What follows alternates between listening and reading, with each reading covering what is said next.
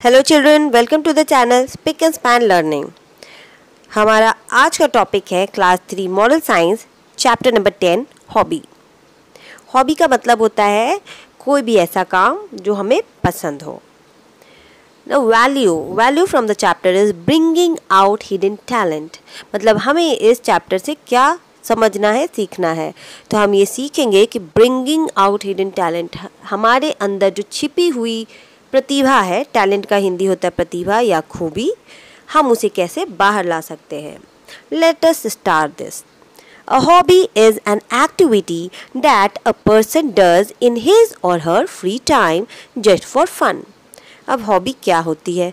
तो हॉबी एक ऐसी एक्टिविटी है, एक्टिविटी मतलब कोई भी काम, एक ऐसी चीज़ है जो कोई भी व्यक्ति अपने फ्री टाइम में, जब उसके पास कोई काम ना हो, तब वो क्या करता है? Just for fun. फन मतलब मज़े के लिए, अपने मज़े के लिए, अपनी खुशी के लिए वो क्या काम करता है, उसी को कहते हैं hobby. It is something that he और शी डज फॉर एंटरटेनमेंट। और ये काम वो व्यक्ति, चाहे वो लड़का हो या लड़की, वो एंटरटेनमेंट के लिए करता है या करती है। एंटरटेनमेंट का मतलब होता है अपने को खुश रखना।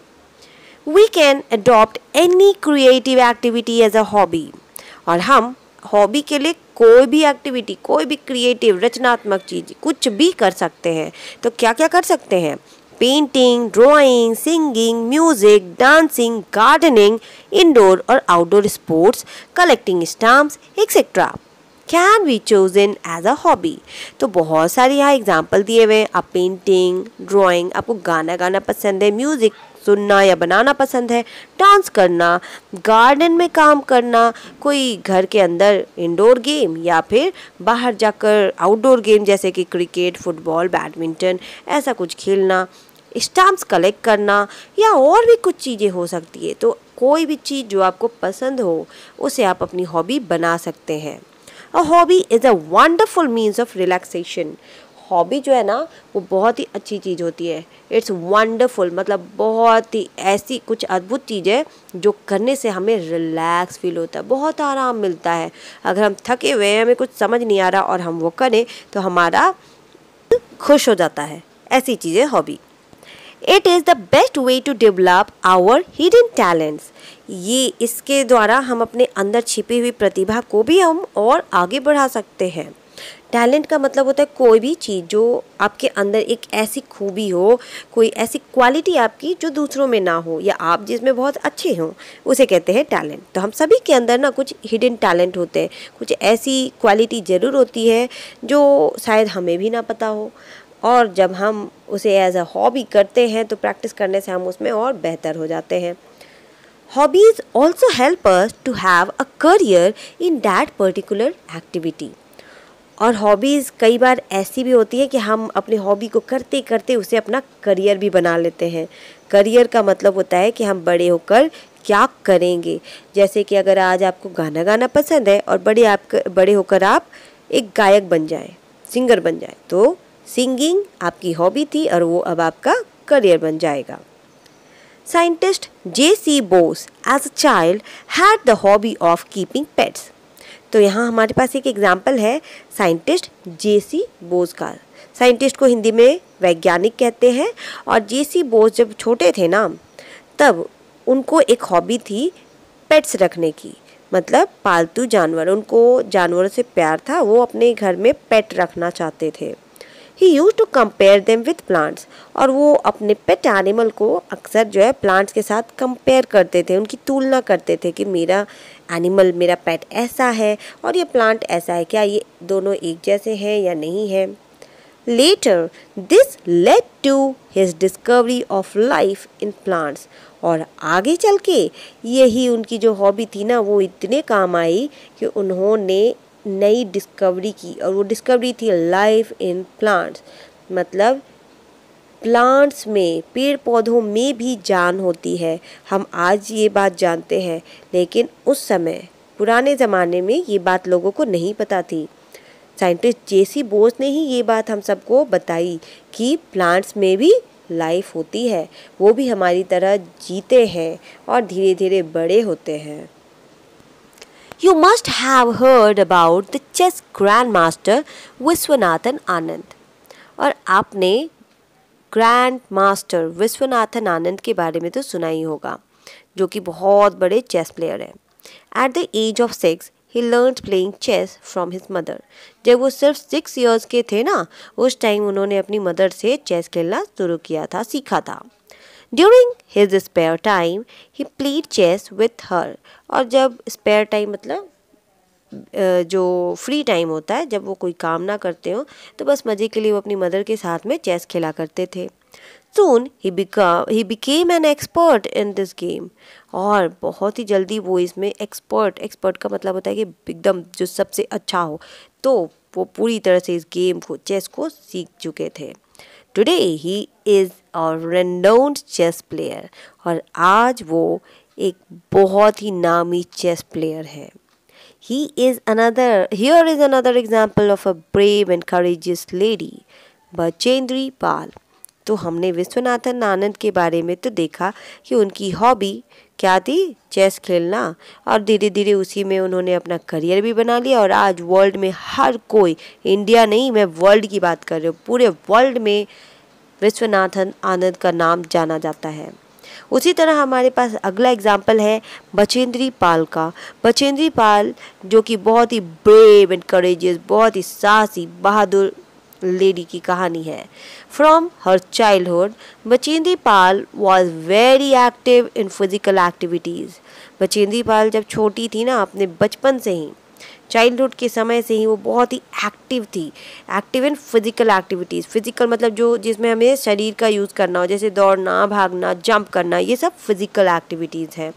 तो वो फिजिकल एक्टिविटीज़ में बहुत तेज़ थी, एक्टिव थी, बिल्कुल भी लेज़ी नहीं थी। Living in the mountains, she had a great passion for climbing mountains। वो माउंटेन्स के आसपास ही रहती थी, तो हर दिन माउंटेन्स को देखते देखते उनके अंदर ना एक पैशन, जोश जगा। और वो जोश था कि मुझे भी इन ऊंचे माउंटेन्स पे चढ़ाई करनी है। On 23rd May 1984, she became the first Indian woman to scale Mount Everest। Mount Everest जो दुनिया की सबसे ऊंची पहाड़ की चोटी है, वहाँ पर जाने वाली फर्स्ट इंडियन वुमन, पहली भारत की पहली महिला जो थी वो थी बचेंद्री पाल। और वो 23 मई 1984 को वहाँ पे पहुँची थी। All the teenagers love to read the mysteries written by Enid Blyton। अब हम नाम पढ़ रहे हैं एनिड ब्लाइटन का। एनिड ब्लाइटन के द्वारा लिखी गई जितनी भी लिखी हुई बुक्स हैं, टीनेज का मतलब होता है कि जो लोग ये 13, 14, 15 मतलब 13 से लेके 19 तक के जो बच्चे होते हैं ना, उन्हें हम टीनेजर बोलते हैं।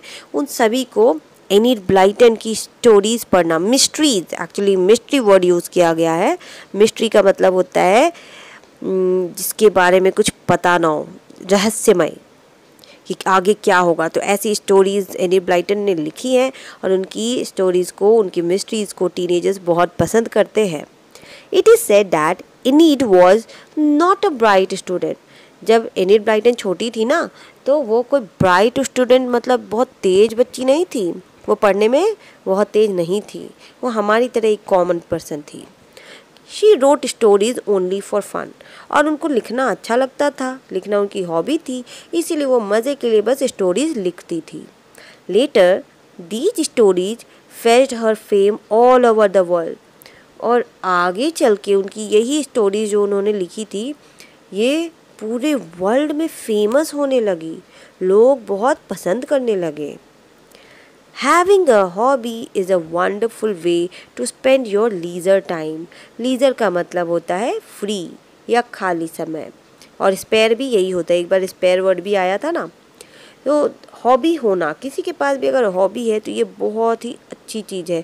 हॉबी हमारे लीजर टाइम को बिताने में या यूज़ करने में बहुत ही हेल्पफुल होता है।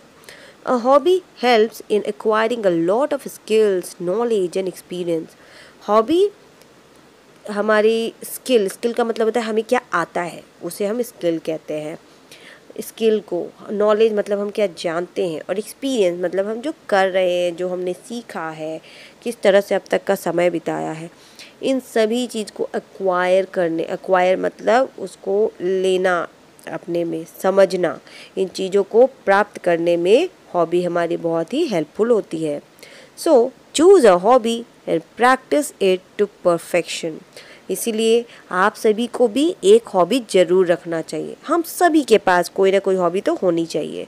तो हॉबी हमारे पास हो और हम उस हॉबी को इतना प्रैक्टिस करें कि हम परफेक्ट हो जाए, ऐसा हम सभी को करना चाहिए। तभी तो हमने जो आज इतनी सारी एग्जाम्पल्स देखे, जैसे जेसी बोस, विश्वनाथन आनंद, बचेंद्री पाल, एनिड ब्लाइटन और ना जाने कितने सारे नाम हैं जो अपनी सिर्फ हॉबी के लिए ही आगे बढ़ते गए और हम उनके बारे में हमारे बुक में पढ़ते हैं। तो हो सकता है एक दिन हम भी इसी तरह दूसरों के लिए कहानी बने और इंस्पिरेशन बने। तो हमें क्या करना है, बस एक अच्छी सी हॉबी रखनी है जिससे हम अपने अंदर के टैलेंट को और निखार सके। Thank you.